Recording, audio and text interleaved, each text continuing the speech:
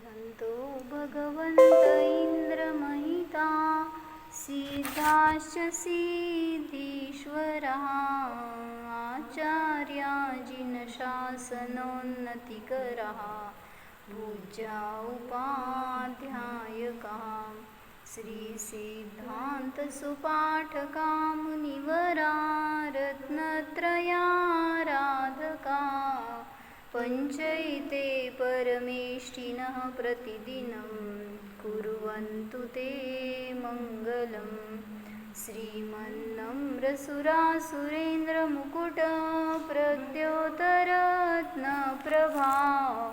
भास्वत्पादनखेन्दव प्रवचनां बोधिन्दव स्थायिनः हे सर्वे जिनसिद्धसूर्यनुगतास्ते पाठका साधव स्तुत्या योगिजनैश्च पञ्चगुरवः कुर्वन्तु ते मङ्गलम् सम्यक् दर्शनबोधवृत्तममलं रत्नत्रयं पावनं मुक्तिश्रीनगरादिनाथजिनपत्युक्तोपवर्गप्रदः धर्मसूक्तिसुधा च चैत्यमखिलं चैत्यालयं श्रयालयं प्रोक्तं च त्रिविधं चतुर्विधममि कुर्वन्तु ते मङ्गलम्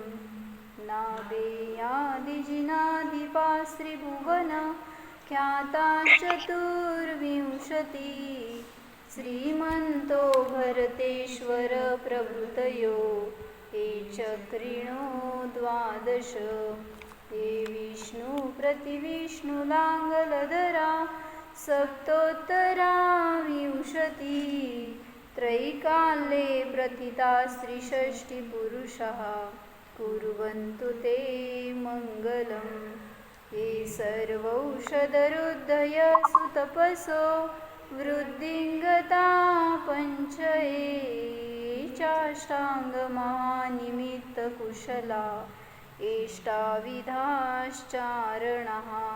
पञ्चज्ञानधरास्त्रयोऽपि बलिनो हे बुद्धिरुद्धीश्वरः सप्तैते सकलार्चिता गणभृतः कुर्वन्तु ते मङ्गलं कुर्वन्तु मे मङ्गलं कुर्वन्तु नो मङ्गलम्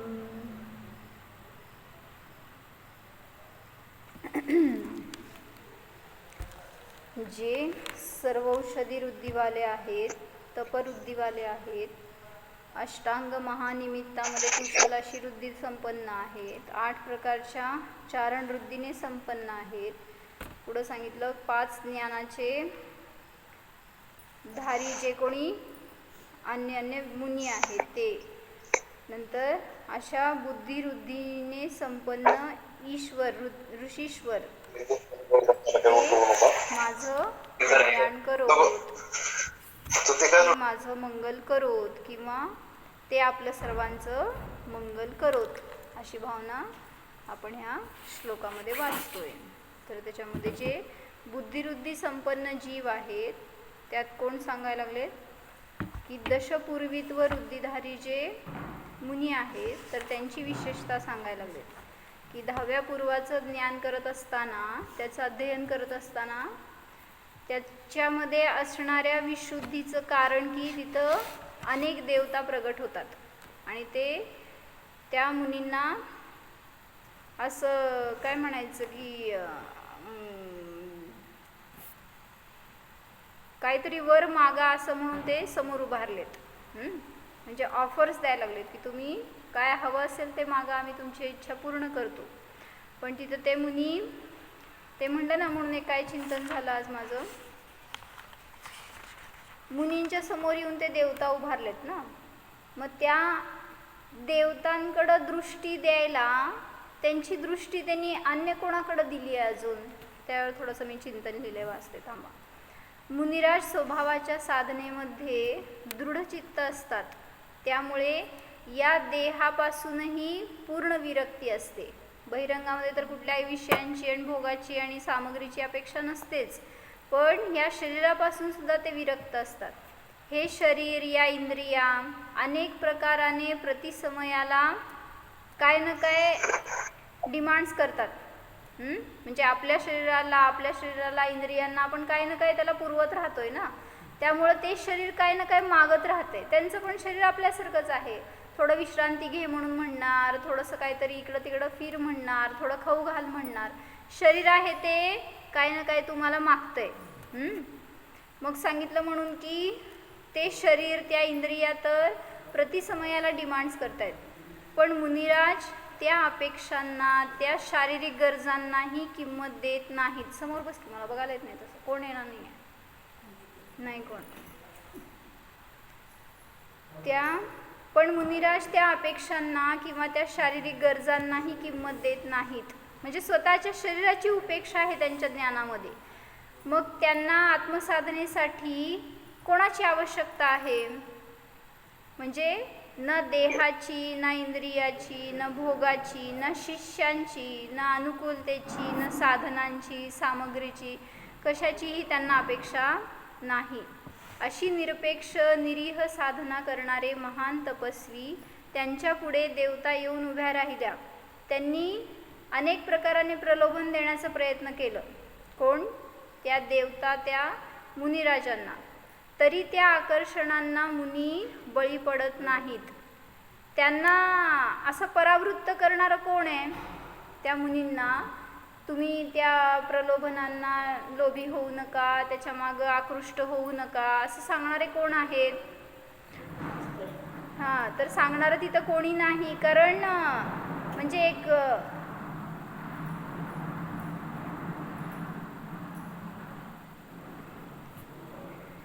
त्यांना हे सांगणारे कोणी नाही.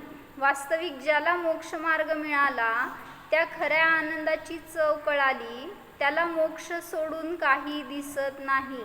आणि मोक्षाचा साधक जीव गुरु नसतो, शिष्य नसतो, लहान नसतो, मोठा नसतो, ज्ञानी नसतो, अज्ञानी नसतो, रोगी नसतो, निरोगी नसतो, सुंदर कुरु. काय असतो मोक्षाचा साधक? जसं म्हणलं ना परवा, ते उदाहरण सांगत होते की त्या मुनींना घाणीमध्ये टाकायला लागले होते, एकानंतर एक घाण्यामध्ये त्या. आणि त्यावेळेस तिथं आम्हांनी घटवलं होतं की एक त्याच लाईनमध्ये असणारे सगळे वेगळ्या वेगळ्या एजचे मुनी होते. सगळे वेगळ्या वयाचे, वेगळ्या ज्ञानाचे धारी, वेगळ्या पदाचे धारी असे होते ना त्याच्यामध्ये पण. मग त्याच रांगेमध्ये सांगितले लहान मुनीसुद्धा होते, बालमुनी. आणि मग त्या बालमुनींना काय वाटणार हो?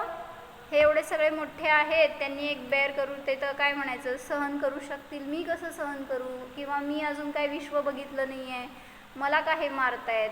काय भाव आले त्या मुनींना? तर सांगितलं मोक्ष मार्गामध्ये जो आरूढ झालाय तो लहान पण नसतो, मोठा पण नसतो. जसं म्हणलं ना, काल परवा सांगितलं, सगळं बिझनेसमध्ये एंटर केलंय तुम्ही, आणि मग त्यावेळेस तिथं पैसा यायला लागलाय, भरपूर यायला लागलाय हातामध्ये. त्यावेळेस तुम्ही काय विचार करता? मी लहान आहे, एवढं पैसा कसं घेऊ, कसं ठेवू, हे काय मी घ्यायचं असतं का? असलं नाही विचार. तिथं बिझनेसमॅन आहे मी म्हटल्यावर माझंच आहे पैसा तो.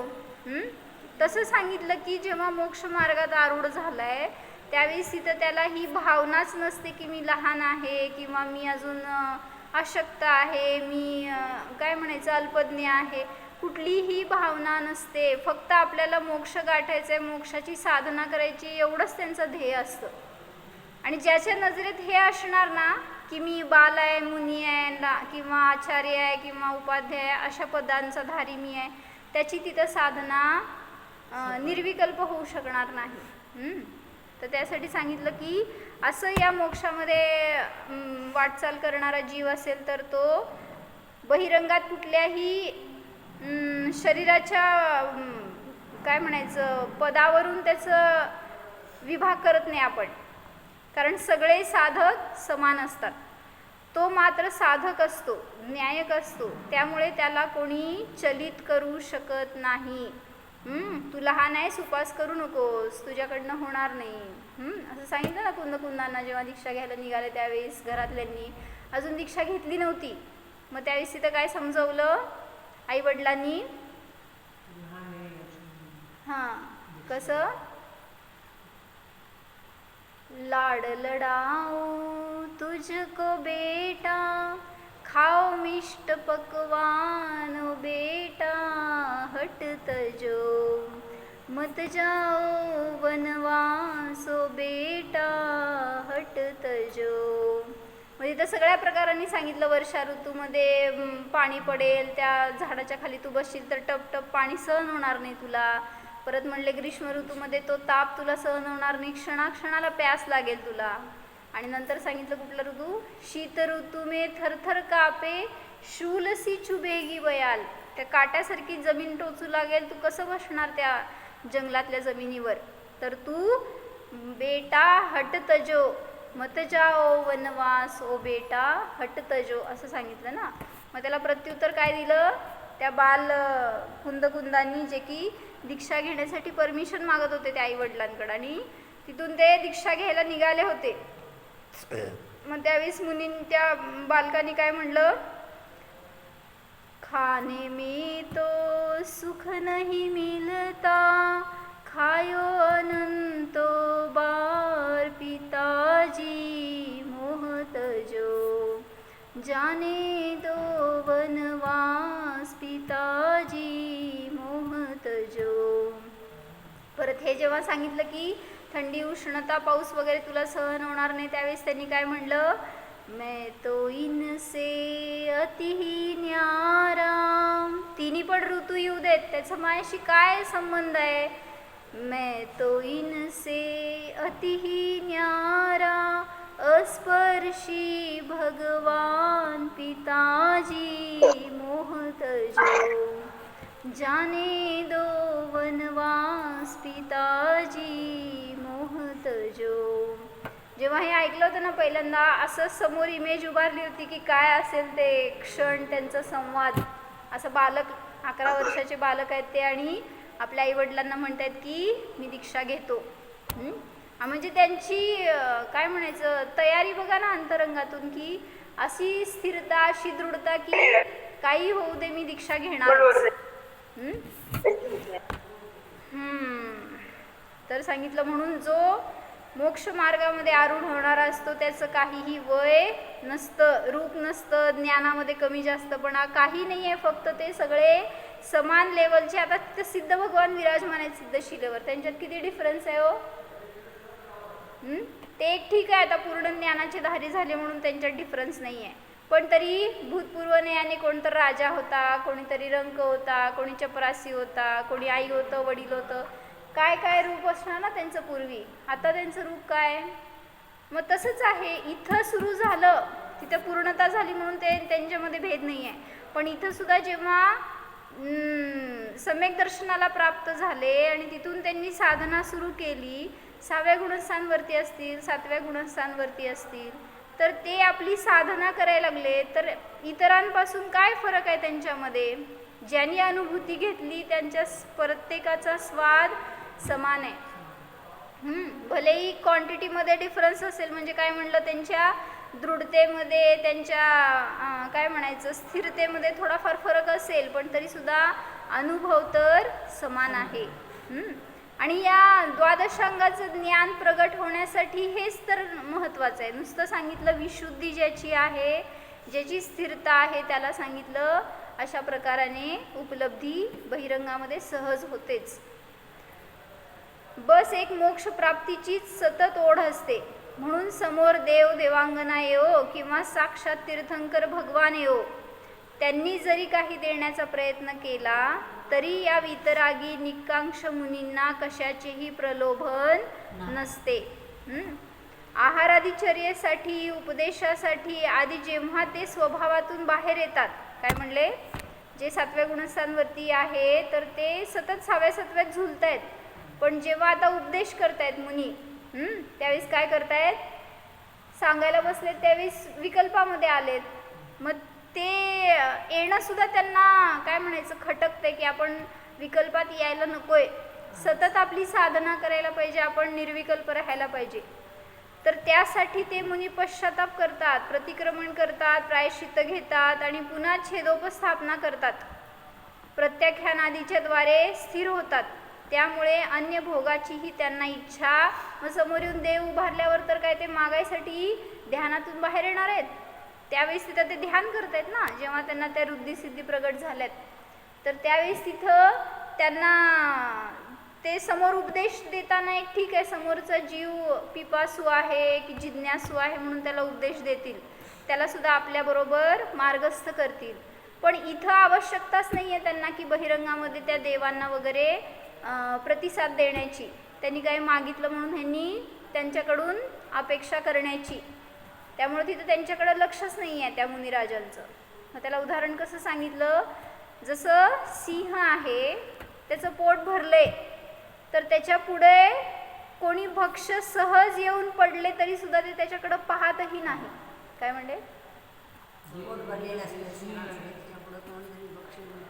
आपलं पोट भरल्यावर एकच डिश आहे, एकच वडी खावा, अजून काय होतं त्याला, हां टेस्ट बघा, हां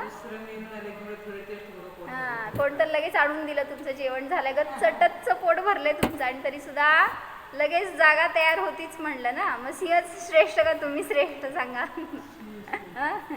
असल्या बाबतीमध्ये तिर्यंच्यांना नंबर देतात माहिती का, कारण म्हणजे म्हणून सांगितलं की पोट भरलेला सिंह त्याच्या समोर जर येऊन भक्ष सहज पडलं तरी सुद्धा ते त्याकडे पाहणार सुद्धा नाही. तसं मुलींना अशी तृप्ती झाली आहे अंतरंगामध्ये की त्यांना बहिरंगात त्या बाह्य कुठल्या गोष्टींना पाहण्याची मागण्याची गरजच नाही आहे, तृप्त आहेत ते आपल्या स्वभावामध्ये. तसंच सांगितलं पाण्याचा ग्लास आहे, काठोकाठ भरलाय, त्यात पाणी होतं, आता परत काय होणार, वेस्ट जाणार, ते बाहेर पडून जाणार, निघून जाणार. तसं सांगितलं की आनंदाने भरलेले आहेत असे मुनिराज, अनुभव असा करतायत, प्रत्येक पर्यायात भरभरून आनंद भोगतायत. आता बहिरंगातून तुम्ही काय द्यायला जाणार म्हणून त्यांनी आनंद भोगणार त्याचा, म्हणजे आनंदाने तृप्त आहे, त्यांना बहिरंगात अजून कुठून आनंद येणार नाहीच, म्हणून ते त्या देवांकडे वगैरे पाहत नाहीत. पुढं सांगितलं की जसं आईच्या ओढीने तिच्याकडे आलेले बाळ, आता त्याला कोणतं खेळणं दिलं तर ते त्याकडे त्याचं लक्ष जातं, म्हणजे आईकडं येण्यासाठी उत्सुक असलेलं आहे आणि पळत येऊन त्या आईशी बिलगलंय, असं ते बाळ आहे. त्याला तुम्ही जर घेण्याचा प्रयत्न केला, त्याला काहीतरी दुसरं देण्याचा प्रयत्न केला, ते निश्चल असतंय, नाही मी सोडणारच नाही, मला बास झालाय आता, दुसरं काय मला नकोच, एवढंच बास. अशी मुनिराजांची परिणती आहे की आता मला बास, दुसऱ्या कशाची अपेक्षा नाही आहे, मी जे भोगतोय ना मस्त आहे ते. म्हणून सांगितलं ना, कोण होते ते, शांतीसागर महाराज होते ना, ज्यांना की अंतिम समयामध्ये लोकांनी म्हटलं की चला देशभूषण कुलभूषण भगवंतांचा अभिषेक बघायला. मग त्यावेळेस महाराजांनी काय म्हणलं, मला माझ्या घरातून बाहेर काढू नका. म्हणजे तिथं त्यांना त्याची पण इच्छा नव्हती. तिथं तर ते स्वभावाच्या आनंदामध्ये असे मस्त असायचे की बहिरंगात कुठली वस्तू, कुठली घटना, कुठली गोष्ट त्यांना आनंद देणारी आहे, हा आनंद सर्वोत्कृष्ट आहे.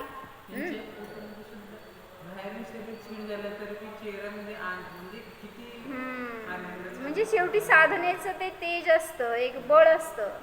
तसं स्वतःच्या साधनेने तृप्त झालेले मुनी त्या देवतांकडून देव केलेल्या विभूतीचे इच्छुक नसतातच, बस स्वभावाच्या आनंदाला भोगण्यामध्ये मस्त असतात. आणि मग त्यांच्याकडनं अशा ज्या रचना केल्या गेल्या त्या अनुभवाला व्यक्त करणाऱ्या, त्याचं रूप म्हणजे द्वादशांग जिनवाणी.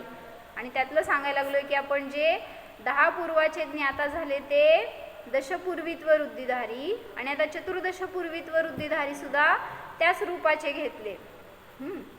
तर ते काल सांगायचं राहिलं होतं ना, भजनाचे लाईन्स, ते सांगते. म्हणजे त्यावेळेस मुनिराजांनी किती कष्ट करून अशी चिनवाणी रचली आहे. आता इतकं सहज आहे, तुम्हाला पेपर पेन वगैरे इतकं सहजतेने मिळतंय, लिहिलं जातंय, छापलं जातंय. त्यावेळेस काय होतं, असं छापणं वगैरे तर प्रकारच नव्हता. ते म्हणले ना, ताडपत्रांवर लिहायचे, तर कुठून कुठून ते ताडपत्र ते सांभाळून ठेवायचं, दुसऱ्यांना द्यायचं, म्हणजे कोणीतरी ते परत लिहून काढायचं. आपल्यासारखं थोडी ना झेरॉक्स कॉपी होती तिथं काय.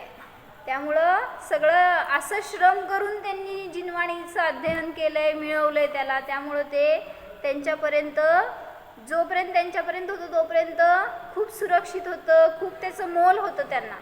आपल्याला तसं मोल राहिलं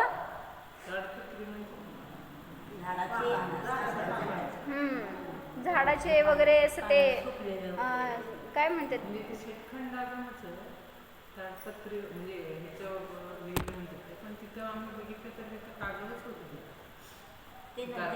ते अनेकांनी आता परत नंतर केलं ना.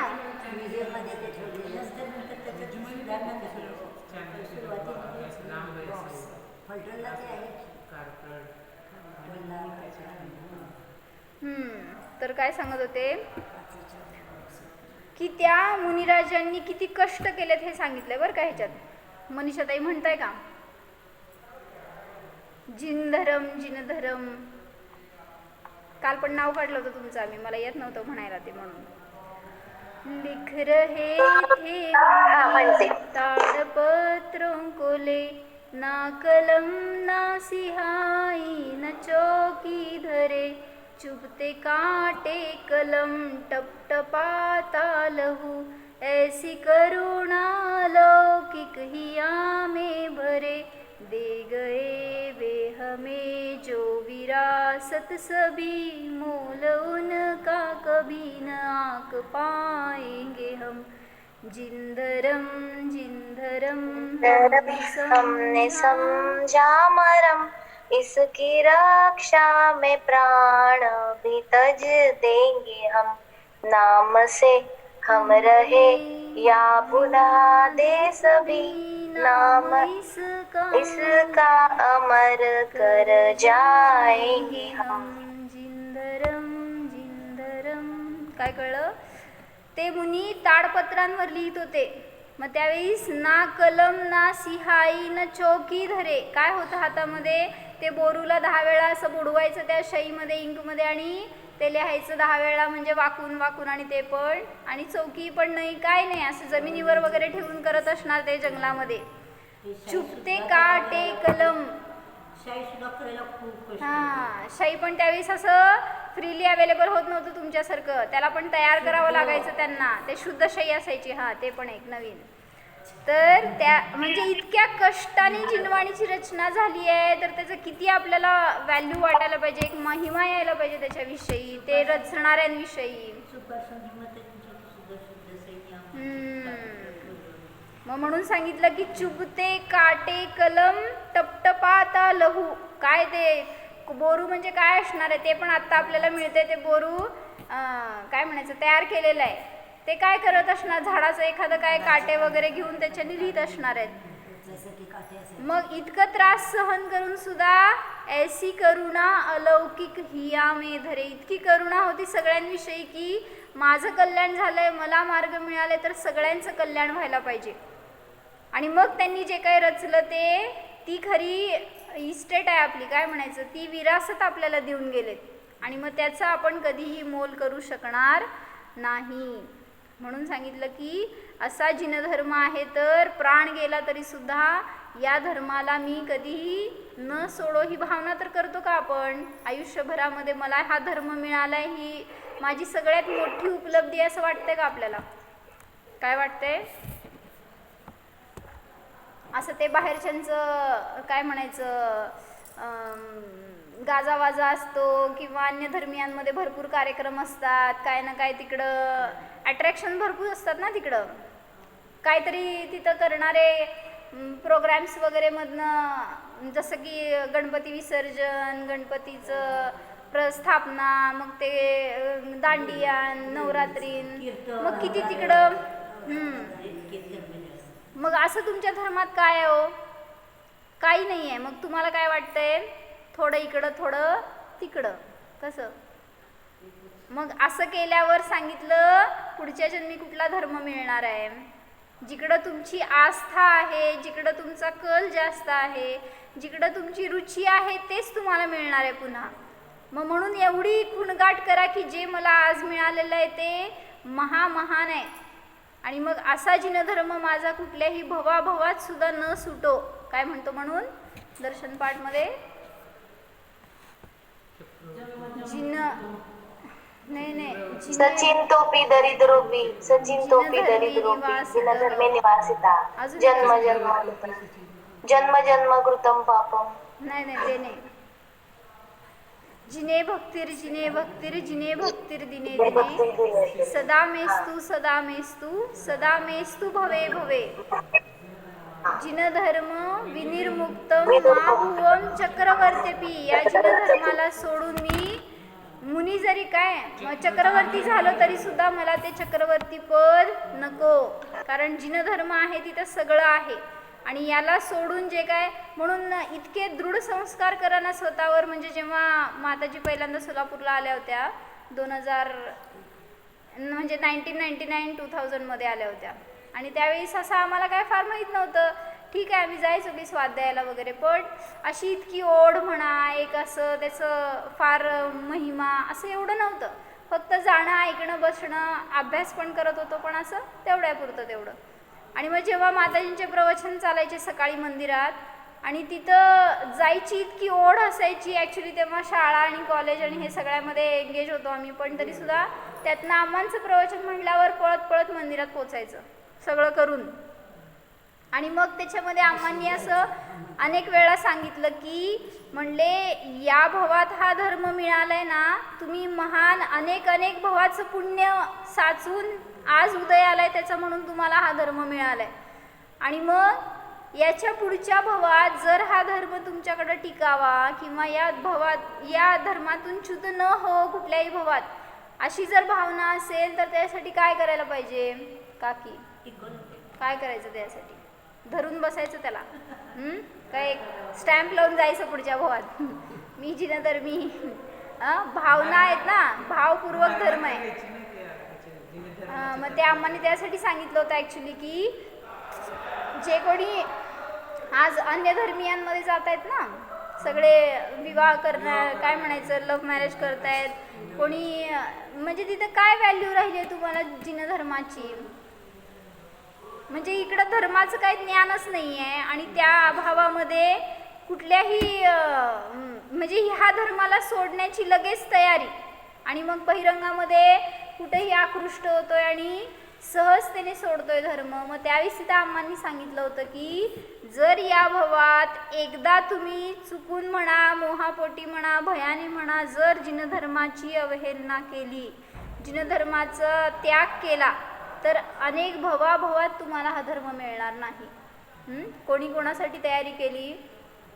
आता आम्ही बघतो असं अनेक उदाहरणं आहेत की जी जिनधर्मातले जैन धर्मीय मुली आणि त्या अन्य धर्मींमध्ये गेल्यात असं, तर तिथं गेल्यावर त्यांना काय काय फळ भोगायला मिळायला लागले. म्हणजे तिथं आता ते रडायला लागलेत की आपण हे का केलं, किंवा कारण पूर्वी अट्रॅक्शन असतं एकमेकांचं, त्यावेळेस ते मुलं म्हणतात की आम्ही तुमच्यासारखं वागू, तुमच्यासारखं राहू, तू कसं म्हणणार तसं मी ऐकतो.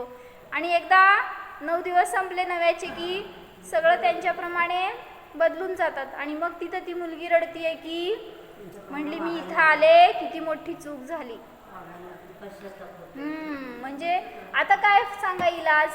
स्वतःहून मिळालेल्या रत्नाला फेकून दिलंय, स्वतःहून पायावर कुऱ्हाड मारून घेतली आहे. अमृत मिळालं होतं तर ते पण टाकून दिलंय.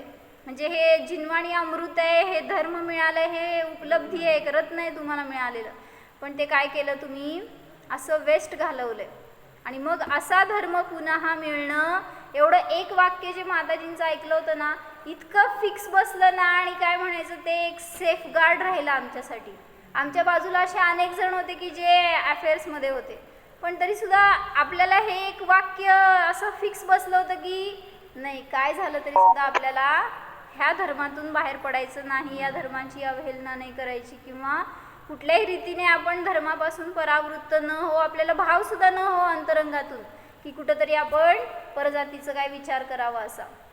बाकीचं काय विचार नव्हता, धर्म करायचा आहे नाही करायचं आहे. पण हे एक वाक्य असं माताजींनी सांगितलं होतं ना, काय म्हणायचं ते, कोणाला कुठल्या वाक्यातून, कुठल्या दर्शनातून, कुठल्या प्रवचनातून बोध मिळेल सांगता येत नाही. तसं सांगितलं म्हणून की स्वतःवर पण हे संस्कार करून ठेवा, हा धर्म माझा कुठल्याही भवामध्ये न च्युत हो. त्याच्यासाठी सांगितलं काय करायला पाहिजे, एक स्वतःची अनुभूती करा, मी जीव आहे, आत्मा आहे आणि सुखाचा पिंड आहे, ह्या सगळ्यापासून भिन्न आहे. ही एवढी एक सम्यक दर्शनाची कला कळाली तर बाकी तुम्हाला काय करायची गरजच नाही. मग मुलांच्यावर तेच संस्कार.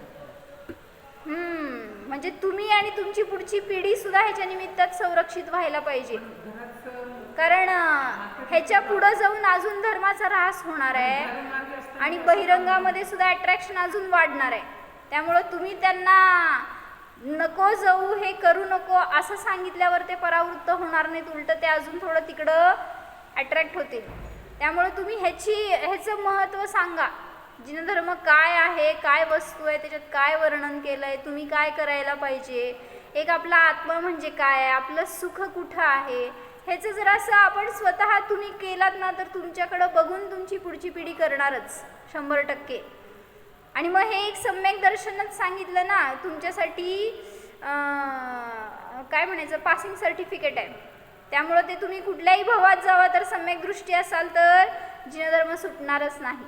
बाकी इतर तुमच्यासोबत कसलीही प्रतिकूलता असू दे, पण हा धर्म टिकून राहणार आणि एक आपला आत्मधर्म कधीही सुटणार नाही. काय म्हणताय? आपले एक जिनेंद्र म्हटले तर कुठल्याही प्रसंगामध्ये काय होणार आहे, सुटणार नाही ना आपल्याला. प्रतिकूल असले तर सुद्धा. म्हणून सांगितलं की एक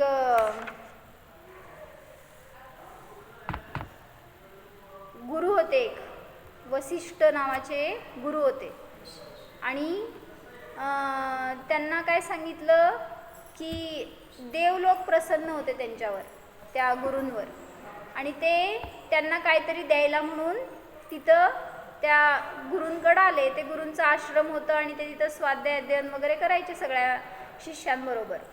आणि मग त्यावेळेस तिथं त्या देवलोकातनं देव आले आणि त्यांनी पाहिल्यावर त्यांना खूप आनंद झाला आणि त्यांनी आनंदी होऊन त्यांना एक कामधेनू गिफ्ट केली होती.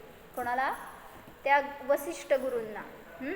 आणि मग तिचं नाव असतं नंदिनी. कोणाचं? हां, त्या गाईचं बरं का. आणि मग ती त्यांना यथेच्छ देत असती, काय हवं असेल ते देत असती ती कामधेनू. तिला कामधेनू म्हणतात ना. मग ती त्यांच्या आश्रमामध्ये राहायची, तिच्याबद्दल असं काय फार मोह नव्हता गुरूंना, पण ती दिली आहे गिफ्ट म्हणल्यावर जवळ ठेवलं होतं तिला. आणि तिचा कधी असा उपयोग करायचे, कधी कशाला लागलं तर. बसा वेळ असं तपास नाही. तर काय सांगत होते, आपला धर्म का महान आहे हे सांगायला लागलोय. तुम्ही जिनधर्मी आहे ना. काय असतं धर्म म्हणजे हे समजून घ्यायला पाहिजे. हे एक वितरागी भगवान आहेत ना, हे एकच आपले देव आहेत. बाकी इतर कुठलेही देव नाही आहेत. ते त्या देवाचे सेवक आहेत. आणि सेवकाचा पाया पडतो का आपण? बाहेर तिथं आमचे वॉचमन मामा आहेत, त्यांचे पाया पडतो का आम्ही? का नाही पडायचं? कारण त्यांची लेवल वेगळी आहे आणि मग आपण आणून ह्यांच्या लेवलला त्यांना ठेवलोय तर म्हणून मग दोष लागतो. आणि मग तिथं आपण केलेला हा अविनय आपल्याला महाग पडतो. म्हणून सांगितलं धर्म समजून करा, स्वाध्यायपूर्वक करा तर त्याचं फळ आहे. तर काय सांगितलं की त्या वसिष्ठ मुनींना, गुरूंना, गुरु म्हणजे काय, तपस्वी होते, आणि त्यांना त्या कामधेनू त्यांच्याजवळ ती गाय होती. मग एक दिवस काय झालं, कौशिक नावाचा एक राजा होता आणि तो कुठंतरी फिरत त्या आश्रममध्ये आला आणि त्याचं सैन्य होतं इतकं सगळं, आणि त्याला रस्ता मिळत नव्हता, असं काहीतरी तो फिरत तिथंपर्यंत आला होता. बोलवा बाहेर कोण आहेत तिथं, थांबलेत ते तुम्ही बहुतेक, या म्हणून सांगा की त्यांना.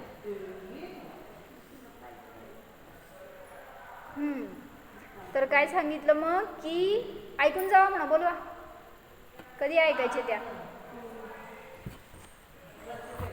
मग तिथं सांगितलं की तो कौशिक राजा होता, तो त्या सैन्याबरोबर त्या आश्रमात गेला आणि त्या मुनी नव्हते, ते तपस्वी गुरु जे होते त्यांचं दर्शन घेतलं, त्यांना वंदना केली वगैरे. आणि मग त्यावेळेस तिथं सांगितलं राजाने की आम्ही खूप दुरून आलोय आणि आम्हाला असं सगळे भुकेलेले आहेत आणि कुठं सोय होणार का, इतकं मोठं सैन्य आहे.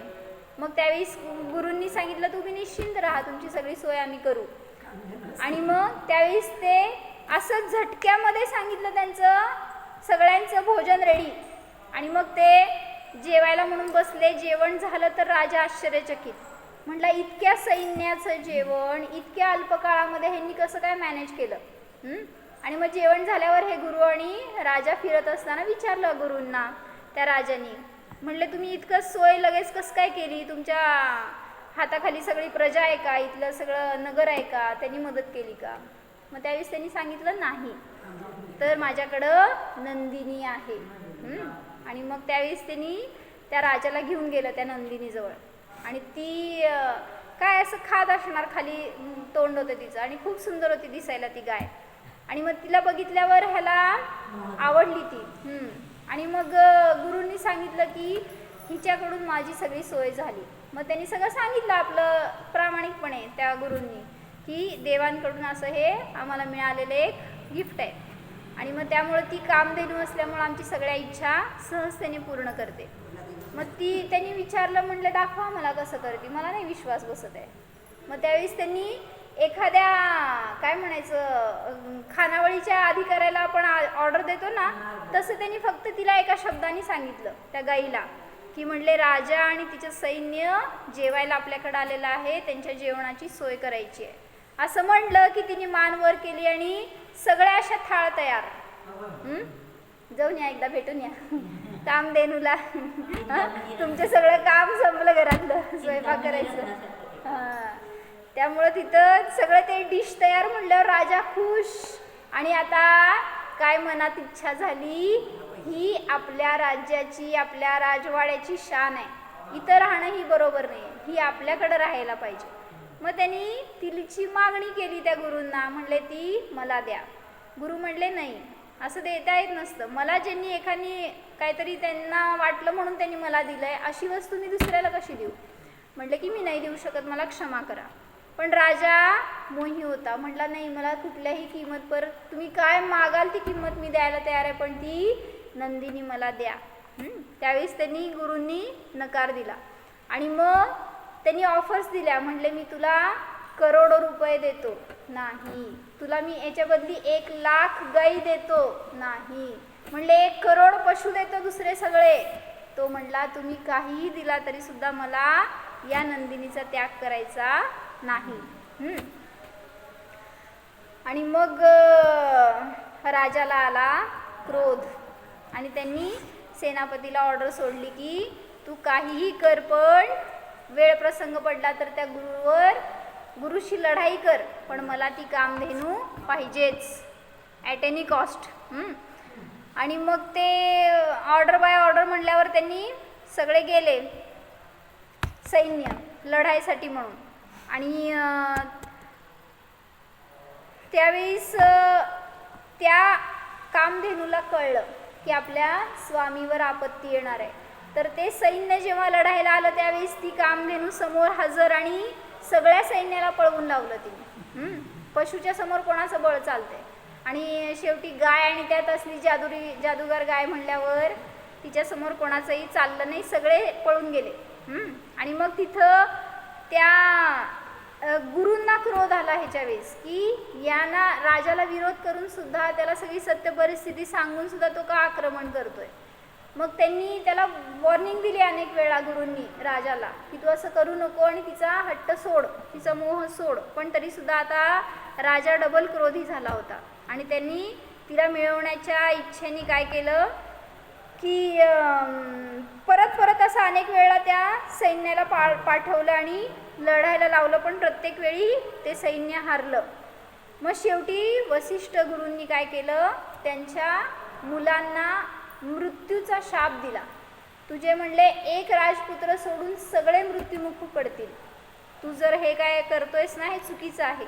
आणि हे ऐकल्यावर तो घरी गेला तर खरोखर त्याचं प्रत्येक दिवशी 1 राजपुत्र मरू लागला.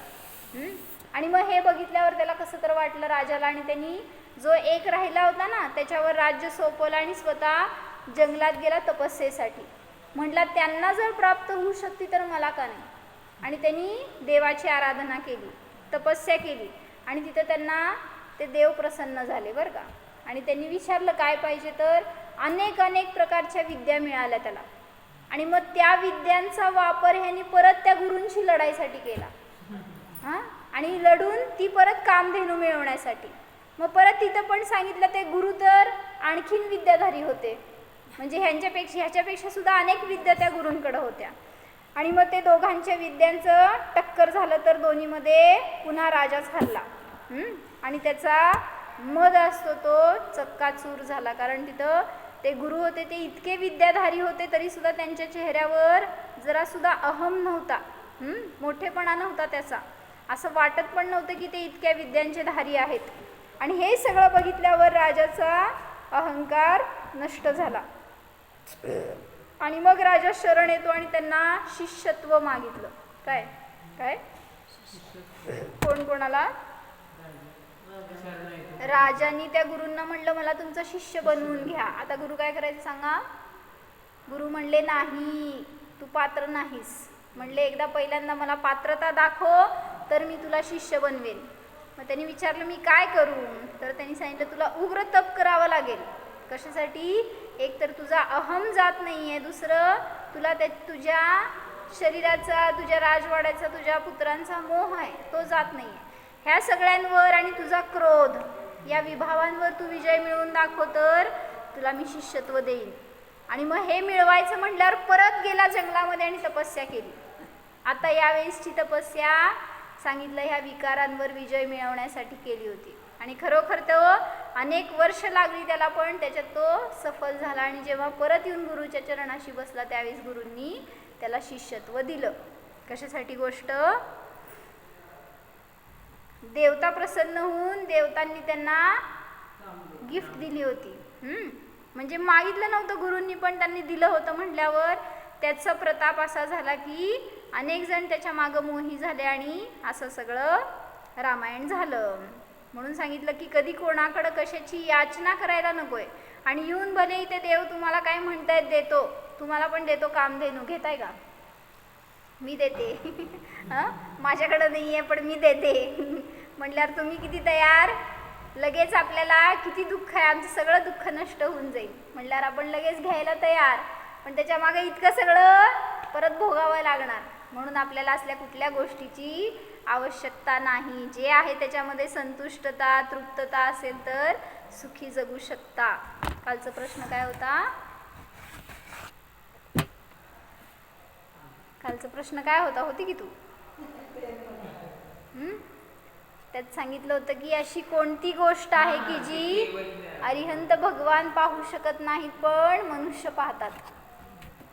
3 लोक 3 काळाला अरिहंत पाहतायत, पण अशी कोणती गोष्ट आहे की जी अरिहंत पाहू शकत नाहीत पण तुम्ही पाहता?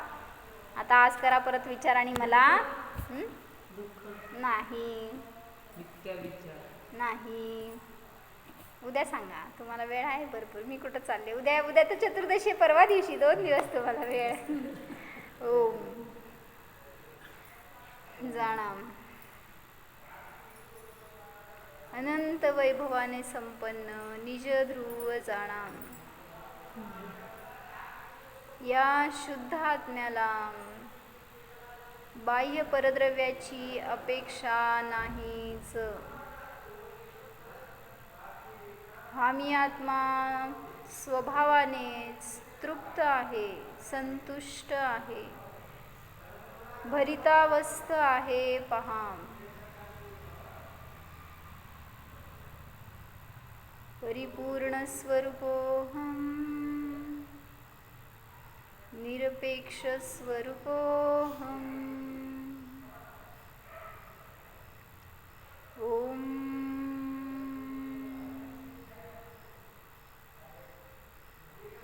विसर्ज. नमो हरिहंत.